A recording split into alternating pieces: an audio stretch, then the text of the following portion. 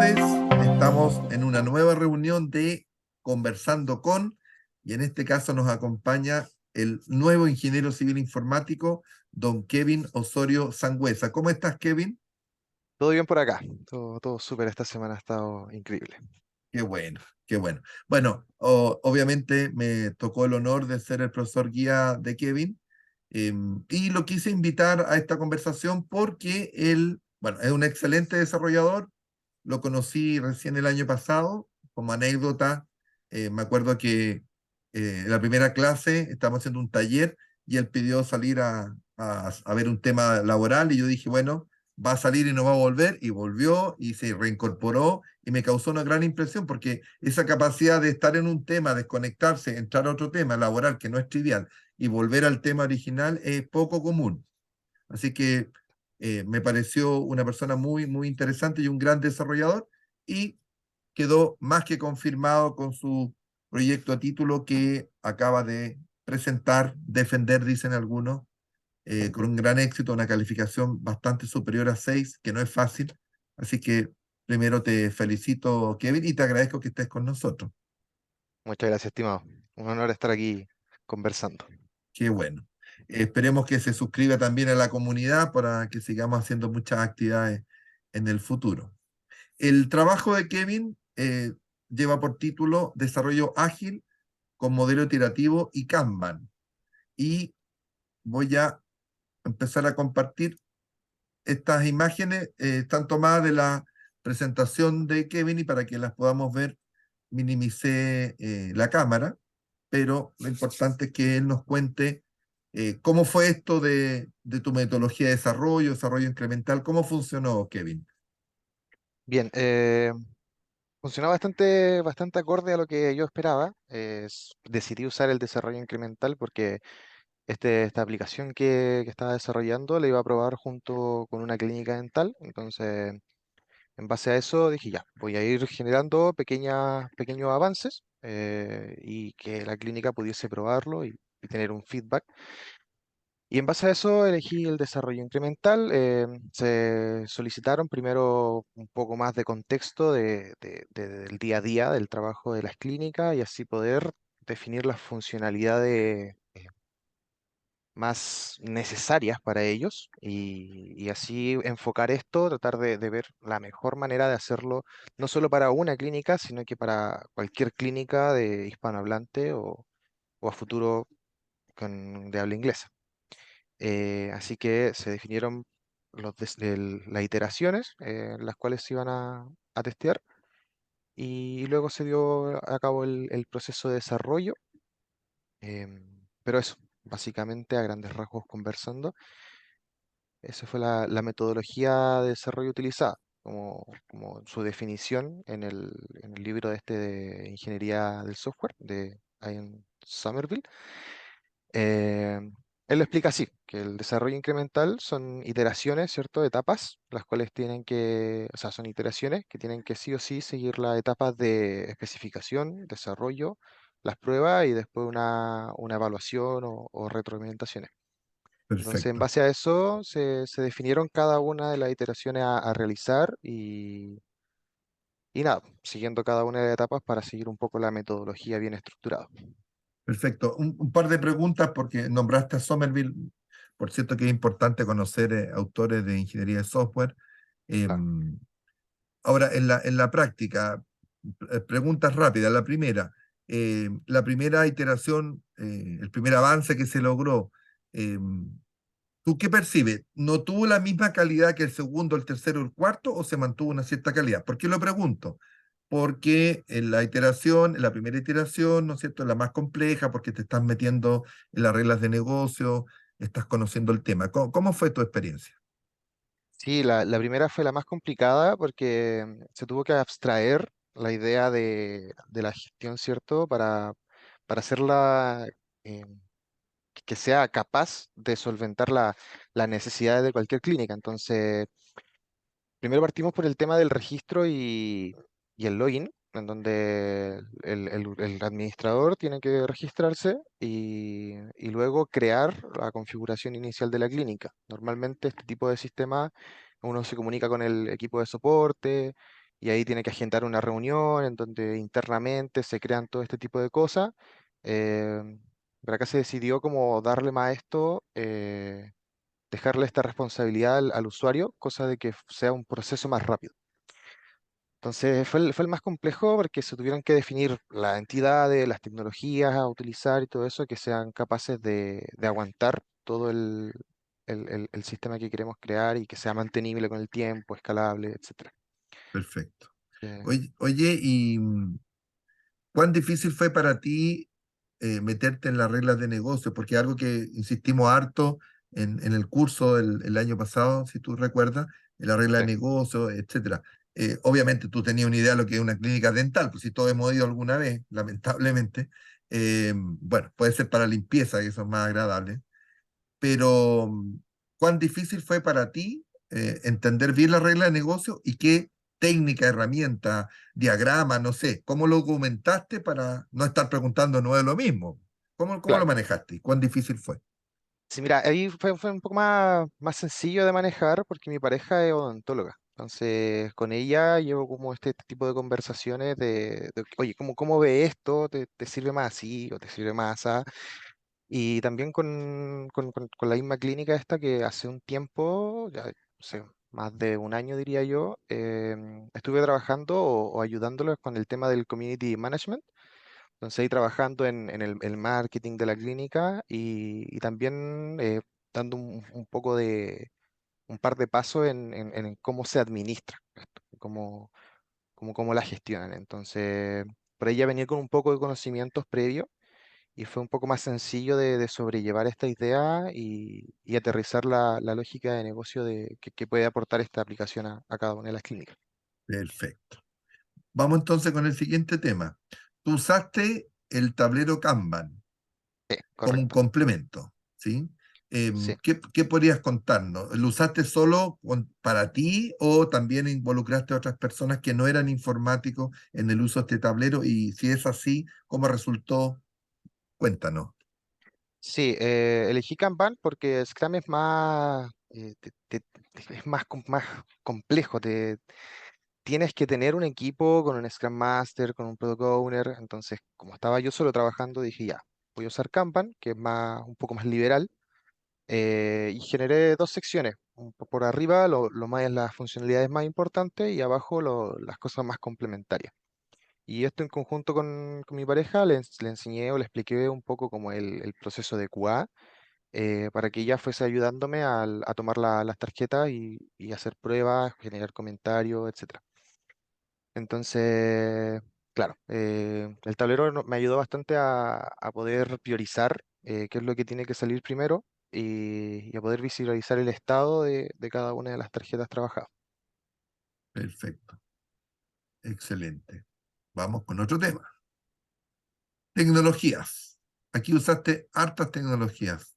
Si Sí, pudieras sí, de hecho, explicar brevemente cada una por si alguien no las conoce mm, y para qué te sirvió cada una. claro, estas son las tecnologías generales como más importantes que utilicé porque en general son muchas cosas que se utilizan en este sistema, pero bueno, como lenguaje de programación base, utilicé TypeScript tanto para el front como para el backend. Esto me permite una mayor flexibilidad y comunicación de las entidades que maneja el sistema. Lo elegí particularmente por sobre JavaScript, porque manejo los dos lenguajes, pero la diferencia es que TypeScript es fuertemente tipado, lo que te permite en el proceso de desarrollo ir viendo, tanto antes de compilar como en el momento de compilación, ver una mayor cantidad de errores o warnings que te va arrojando el editor de código. Entonces, es mucho más rápido desarrollarlo. Se hace un poco más complejo a la hora de crear la interfase, las clases, todo ese tipo de cosas que con JavaScript lo hacen mucho más rápido, pero te da como una mayor seguridad a la hora de estar desarrollando. Entonces, eso fue la razón primordial por la que se eligió este lenguaje de desarrollo. Bueno, Entonces con dirías Docker, tú que TypeScript es como para un programador más maduro, ¿no? sí, Ya, para cuando se necesita cierta seguridad de que esto no va a fallar el día de mañana, porque, por ejemplo, tú tienes una función que recibe un parámetro, pero en JavaScript es más complicado saber qué es ese parámetro. ¿me entiendes? En cambio, en TypeScript yo digo, este parámetro es un número, ¿cachai? Entonces, el JavaScript puede ser un número, puede ser una letra, puede ser un array, puede ser un objeto, puede ser cualquier cosa, que no es fuertemente tipado. En cambio acá, si yo digo que la función recibe un número, tengo que pasarle un número, sí o sí. Y si no, me va a decir que hay un error antes de compilarlo. En cambio, en JavaScript, luego de compilarlo, si yo me voy a esa página, ahí me va a decir que hay un error. Entonces ya se pueden ver en tiempo de ejecución y con TypeScript en tiempo de compilación, que es algo súper importante a la hora de desarrollar y de sacar un producto a pruebas. Perfecto. Entonces, bueno, por otra parte, Docker nos ayuda a generar pequeños contenedores de la aplicación con las necesidades mínimas para poder correrla. Y de esta manera se facilitan los despliegues. Eh, ¿Podría explicar brevemente qué es un contenedor? Bien, un contenedor es una porción de un sistema operativo, podríamos decirlo. Por ejemplo, que va a tener Linux, Node y nuestra aplicación. Y podemos decirle un par de pasos que tiene que ejecutar antes de poder ser usada la aplicación. Por ejemplo, que se instalen las dependencias y que se levante la aplicación, digamos, que se haga el build, etcétera. Entonces, Perfecto. con esto tenemos como las necesidades mínimas para que nuestra aplicación pueda ser funcional. Entonces, así no tenemos que estar, no sé, a mano nosotros levantando en el servidor, corriendo todos los comandos y todo eso. Podemos automatizar un poco más estos procesos. Y bueno, utilicé Amazon Web Service S2 para levantar lo que es el backend, que te permite tener un servidor que uno lo configura y ahí dependiendo de los costos que seas capaces de solventar, puedes tener mayor cantidad de RAM, otros procesadores, etcétera. Yo de momento estoy usando la capa gratuita para no excederme en los costos. Y bueno, S2, que es un servidor para lo que es el backend, y con Amplify te permite levantar el frontend mediante una conexión con tu repositorio en GitHub. Entonces esto lo hace mucho más sencillo. Bueno, hablando de GitHub, fue lo que usé para tener alojado el repositorio. Ahí usé GitHub Actions, que nos permite aplicar CI/CD, Continuous Integration y Continuous Deployment, mediante un pipeline. Entonces, igual son cosas que van agilizando tanto como el revisar que el código esté bien mediante los procesos de test y desplegarlo al tiro a QA o al ambiente que se necesite en ese momento, dependiendo de la rama. Y por último, Jira, para crear, gestionar y priorizar todas las tarjetas de usuario y la épica necesarias para crear la aplicación que se hizo. Perfecto. Entonces, S2 estaba en Amazon Web Service.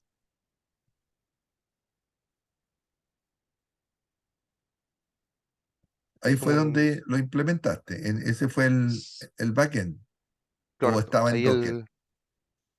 sí, el backend tiene su propio Docker y ese Docker es el que se deja ahí en el servidor y se levanta. Y Ya, eso corre pero, todos los procesos internos. o sea, el Docker lo implementaste dentro de Amazon Web Service. En el S2, que se llama la herramienta. Perfecto, ya. Ya para que se entienda. Ujú. Muy bien. Y Docker entiendo que es gratuito, por lo menos nunca he visto que cobren, pero Amazon Web Service, ahí usaste la opción gratuita y en algún minuto, cuando se necesite, habrá que pagar. ¿Esa No, es la La idea? capa gratuita dura 12 meses y ahí va dependiendo del consumo que uno tenga de cada uno de los productos. Por ejemplo, si con S2 si me excedo de la cantidad de request o de las cosas que vayan cobrando Amazon, igual me van a ir cobrando, pero porciones mínimas, digamos. Si es que me excedo Ya, por poner un ejemplo, de 1 millón de llamadas, ahí me van a cobrar una porción por cada 100.000. Entonces, pero mientras no me excedan eso, como estamos en un proceso beta, es más liviano. Hasta el perfecto. momento no se me ha cobrado nada. Ya. Y los cobros parece que tampoco son muy excesivos. Estamos hablando de $100, estamos hablando de montos más bajos. Claro, claro. De hecho, hizo como una pequeña cálculo con la calculadora de Amazon y ya si en un momento hay 40 clínicas funcionando, que cada una haga, no sé, 100 llamadas diarias, etcétera, a lo mucho me van a estar cobrando 308.000 teniendo dos instancias. Entonces, Perfecto. Igual Se ve, son, se ve más que razonable. claro, Excelente. Vamos entonces a la tecnología front-end, o sea, la que usaste para construir lo que el usuario ve. correcto. Sí, yo me especializo en lo que es React. Yo ya llevo un poco más de 3 años trabajándolo. Y sí, React es una biblioteca de desarrollo frontend. Se es creada por Facebook y hasta el día de hoy tiene, si no me equivoco, más de 20 millones de descargas semanales, cosa que es un número bastante grande. Y esto nos permite manejar el estado y también eh, mostrar cosas en pantalla, poder renderizar, como se dice, componentes más complejos, más livianos, basándose en la composición de componentes, que esto vendría siendo como un árbol, ¿cierto? Donde tenemos el inicio de nuestra aplicación, que sería el tronco, y de ahí todos los componentes vendrían siendo las ramificaciones de este árbol. Es así como la forma más simple de explicar cómo se ve una aplicación en React.js. Es una single page application, esto quiere decir que se genera una página y en base a la ruta se va cambiando el contenido, que es algo distinto a cómo se ve con, por ejemplo, .NET, en donde uno tiene distinto HTML y se va cargando cada uno de estos. Aquí se va haciendo un manejo del DOM, que vendría siendo ¿cómo explicarlo? Digamos que tenemos el HTML, algo cambia y se van cambiando las porciones específicas de en donde debería haber reflejado el cambio del código en ejecución. Perfecto. Eh, Material UI es una biblioteca de componentes que hasta el día de hoy es muy usada. Sigue la guía de diseño de Material Design que fue creada por Google, lo que nos permite hacer aplicaciones un poco más estilizadas. Además, como es una biblioteca de componentes, nos permite acceder a, no sé, tener drawers, sidebars, cards, entre muchos otros componentes, lo que igual agiliza el proceso de desarrollo, ya que no tienes que estar tú ahí creando cada uno de los divs, cada uno de los estilos, sino que puedes tomar esto y customizar el cómo se va a presentar, ¿cierto? Como un poco el CSS, tiene una caja que este va a tener. Sí, es un poco más sencillo el tema de crear las aplicaciones con este tipo de librería. Está también, por ejemplo, Chakra UI, está Bootstrap también, que son otras bibliotecas bastante usadas.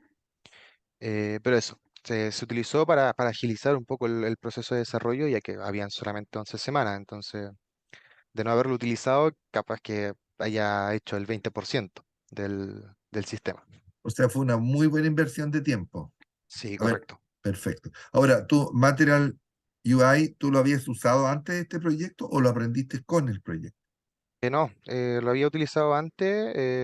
Sí, mi primer trabajo como desarrollador con React, utilizamos harto Material UI, entonces decidí utilizar tecnologías que manejara para así agilizar el proceso. Entonces, porque si me hubiese puesto a aprender, por ejemplo, no sé, Bootstrap es algo que no me gusta utilizar mucho y lo he utilizado muy pocas veces. Entonces ahí sí hubiese tenido un problema con esa biblioteca. A pesar que sí agilizan los procesos de desarrollo, pero como no la manejaba, hubiese tenido que tener un tiempo para poder aprenderlo un poco más. Perfecto. Sí, bueno, otra cosa importante que usé acá fue el Lighthouse, que es una herramienta de Google que está integrada en Google Chrome, que nos permite generar pruebas de rendimiento de la página en cuanto a las cargas iniciales. Entonces, me sirvió para ver bien qué tan rápido estaba cargando la página, que esto igual es algo muy importante para la experiencia de usuario, ya que en páginas importantes, por ejemplo, no sé, en la lista de pacientes, es importante que el contenido se vea muy rápido, porque son módulos que son muy necesarios para las clínicas verlo al tiro.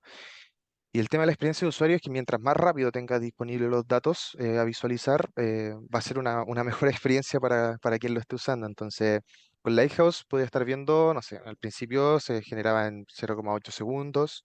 eh, Aplicando un poco más de buenas prácticas, pude lograr que las páginas completas de los módulos más importantes se carguen en 0,2 segundos. Y ahí hice una investigación y el cerebro humano, el ojo, se demora más o menos eso, 200 milisegundos en detectar cambios. Entonces era algo, un tiempo de carga que es casi imperceptible. Entonces fue algo bastante bueno poder medir ese tipo de cosas con Lighthouse, ya que me hacía dar cuenta de que el producto estaba teniendo eh, una madurez bastante buena, tenía una calidad bastante decente, digamos. Perfecto. Y por otra parte, utilicé la API de Google Maps para, al momento de que el administrador esté generando la- las sucursales, tomar ahí, agilizar el proceso de selección de la dirección y así poder tomar el tema de la latitud, longitud, con el fin de más adelante poder procesar estos metadatos y ofrecer otro tipo de soluciones. Ah, ¿tú estás pensando a futuro, por ejemplo, detectar dónde viven los clientes, ese tipo de cosas? Claro, o sea, dónde están ubicadas en el mapa cada una de las clínicas y así después, no sé, que una persona puede entrar a una página web y ver las clínicas que tiene cerca, las promociones, Ah, qué interesante. ese tipo de cosas. O sea, ¿tú estás pensando que este sistema o software que desarrollaste puede integrar distintas clínicas? Claro, claro, totalmente. Qué Sí, interesante. esa era mi idea principalmente, no, que no fuese una solución para una clínica específica o las clínicas de una comuna específica, sino que puede ser más un sincronizador entre clínica-paciente. Entonces, esto es como el primer paso, permitir a la clínica gestionarse, ya después eh, dar como la conexión entre clínica y paciente, Perfecto. pero paso a paso, vamos, como dicen por ahí. Per- perfecto. Vamos a lo siguiente, que es ahora la tecnología back-end. Si nos puedes explicar, por favor. Sí, el backend es algo más robusto, porque ahí es donde están alojados todos los datos, donde las papas queman, como dicen por ahí. Se utilizó en SJS porque un framework bien robusto de backend permite integraciones con muchas tecnologías, como se ven ahí, TypeORM, con Postgres, con Swagger, Apache Kafka, entre muchas otras. Em, y claro, aquí se utilizó un poco la seguridad de datos, la sanitización de los datos, tanto por el front como por el backend. Perdón, ¿a qué te refieres con sanitización? Suena limpieza. Sí, correcto, porque hay, bueno, algunos hackers que toman una página web y tienen un formulario, y ahí en ese formulario ingresan código JavaScript. Entonces, si uno no sanitiza eso, uno guarda eso mismo en la base de datos. Y después Perfecto, cuando una clínica esté usando la aplicación, eso no lo va a ver en pantalla, pero por detrás eso se puede ejecutar. Entonces, ese es algo fundamental, sanitizar los datos para así evitar el mal uso del sistema. perfecto, Bueno, esto tiene autenticación con JWT, lo que hace que cada usuario que está logueado tenga su token único y de esta manera puede acceder a los llamados de la API. Y también la autorización, que lo que significa es que si yo no soy dueño de una clínica, no puedo acceder a los datos de otra clínica. Entonces, eso es fundamental a la hora de proteger los datos de cada una de ellas. Esto lo que hace es generar una lógica global, digamos, y mediante el tipo de usuario que se está logueando, se puede saber los tipos de permisos que tiene sobre distintas entidades. Por ejemplo, un administrador tiene la capacidad de leer, de editar y, entre otras cosas, por ejemplo, los datos de la clínica, de la sucursal, del doctor, entre muchas otras cosas. Pero no así una secretaria. Una secretaria no puede llegar y editar la ubicación de la sucursal, por ejemplo. Entonces, con esto ahí es donde entra de mano el tema de la autorización.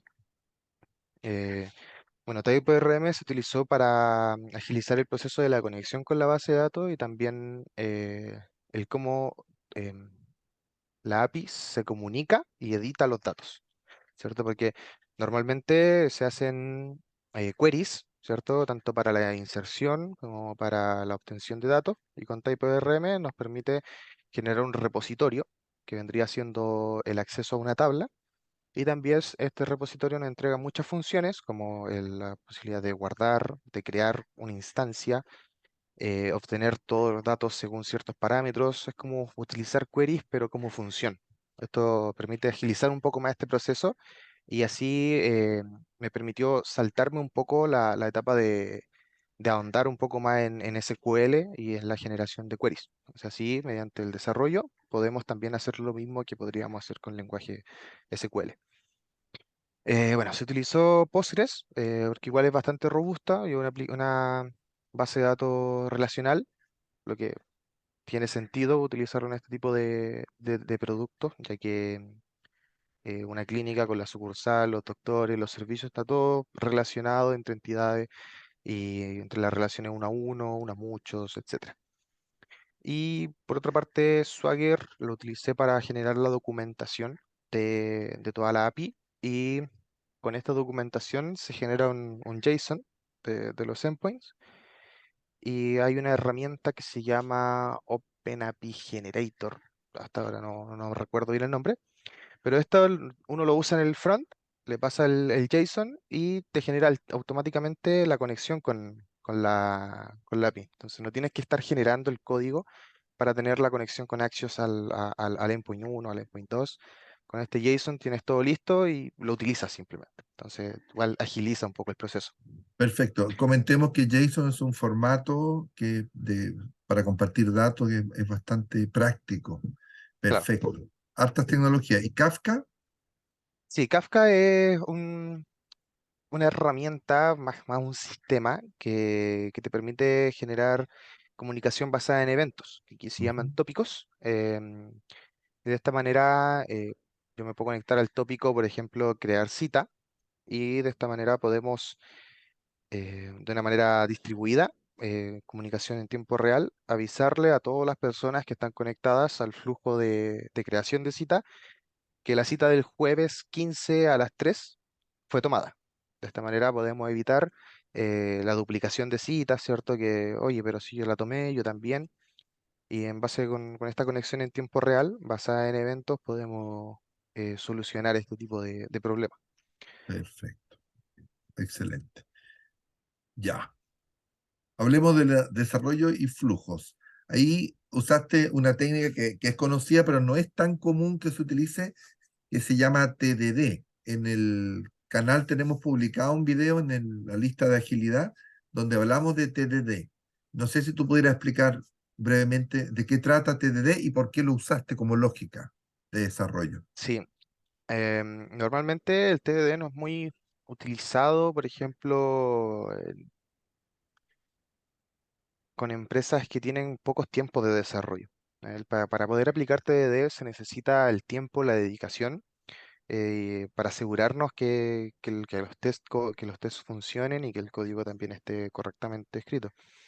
Y el Test Driven Development, los que nos dice es que primero tenemos que generar un test que falle, ¿cierto? Acorde a la funcionalidad que estamos trabajando y luego hacer que con el mínimo código posible que este test funcione. Digamos, hacemos un test que falle, luego el código para que el test pase bien y luego hacemos el refactor para sanitizar un poco el código. De esta manera podemos mejorar los porcentajes del code coverage, la cobertura de código, y aseguramos que el código que se haga a futuro no afecte el desarrollo actual, que es algo súper fundamental a la hora de estar haciendo aplicaciones que con el tiempo van creciendo, creciendo, creciendo y uno toca una cosa o se introduce un bug y Perfecto, modifique ese bug, pero hice otro más. Entonces, con esto uno puede asegurarse de que por lo menos esas situaciones se van aplacando con el tiempo. perfecto. Si Igual, me permites comentar la refactorización que Kevin la explica como algo tan simple, la verdad que es bastante complejo. Hay que ser muy buen desarrollador porque consiste en, como dice ahí, eliminar redundancia, mejorar el código, aunque funcione. Entonces, eh, los que somos más antiguos en el mundo informático, yo recuerdo en los 90 la frase era, si funciona, no lo toques, no lo mires. Y ahora con TDD se rompe eso, porque aunque esté funcionando, y si yo como desarrollador me doy cuenta que algo no está bien o sobra o lo que sea, lo tengo que modificar. Y eso es muy difícil. Y bueno, habla del nivel de desarrollador que tiene Kevin, porque yo me atrevería a decir, de hecho, XP habla de ser valiente, ocupa la palabra valiente. el método ágil XP habla de ser un desarrollador valiente, porque no cualquiera eh, eh, se pone a modificar código que funciona.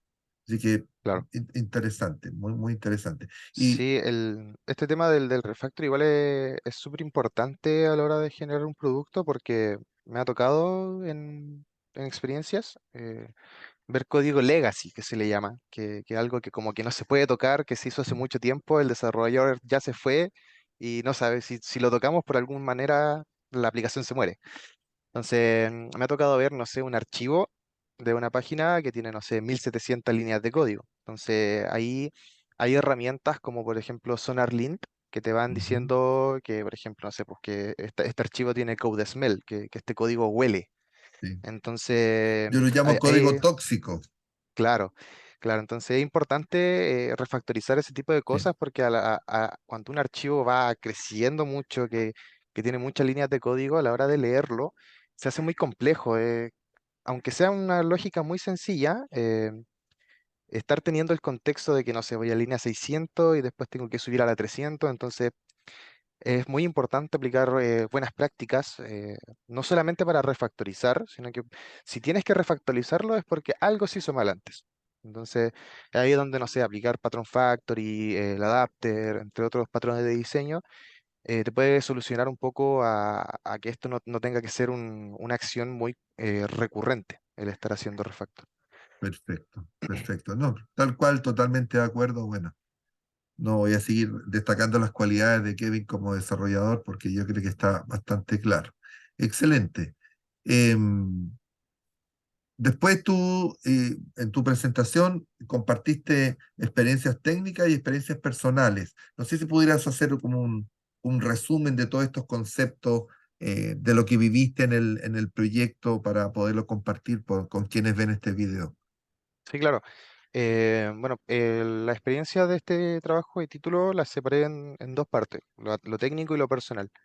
Por el lado técnico, construir una aplicación de cero es un desafío que no había tenido antes. En toda mi trayectoria profesional, había entrado en empresas que ya tenían un producto desarrollando.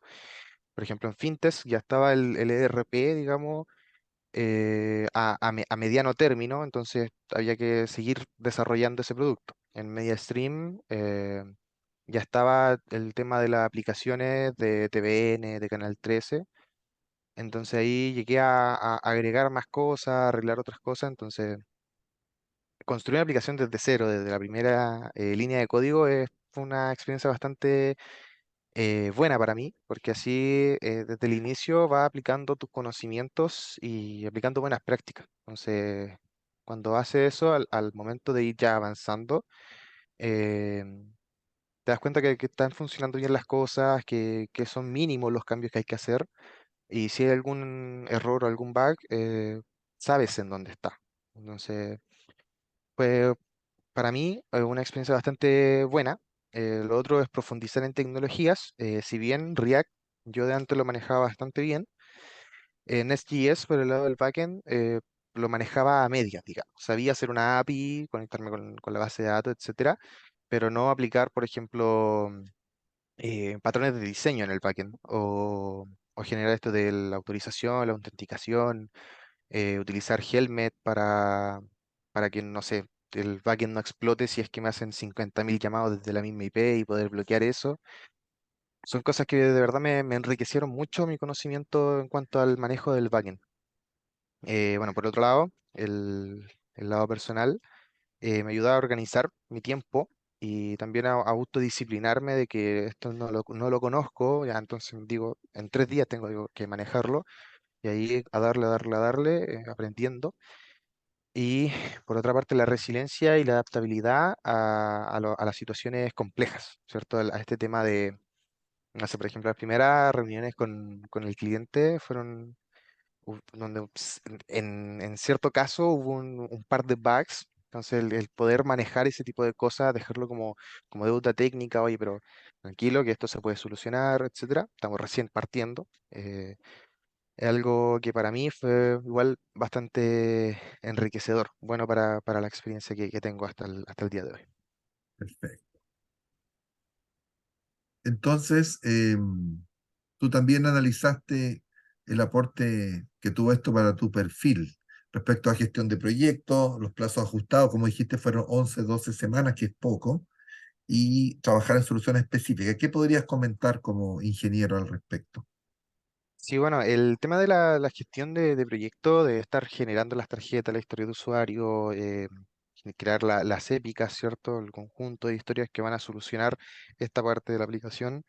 em, es algo que igual tiempo atrás no lo había manejado mucho. Si bien me había tocado en algún caso como actuar de acting leader, ¿cierto? De actuar como líder, me había tocado un poco hacer este tipo de cosas, pero aquí lo profundicé mucho, el tema de estar conversando con stakeholders, con el cliente, conversar de, oye, mira, esto qué tan importante es para ti esto, cómo te gustaría que se viera, etcétera, me ayudó bastante a soltarme un poco en la conversación de reuniones con personas que a las finales van a ser clientes y no tanto así como en el trabajo, en el día a día, uno conversa con un compañero, son situaciones totalmente distintas. Entonces, en eso me ayudó bastante.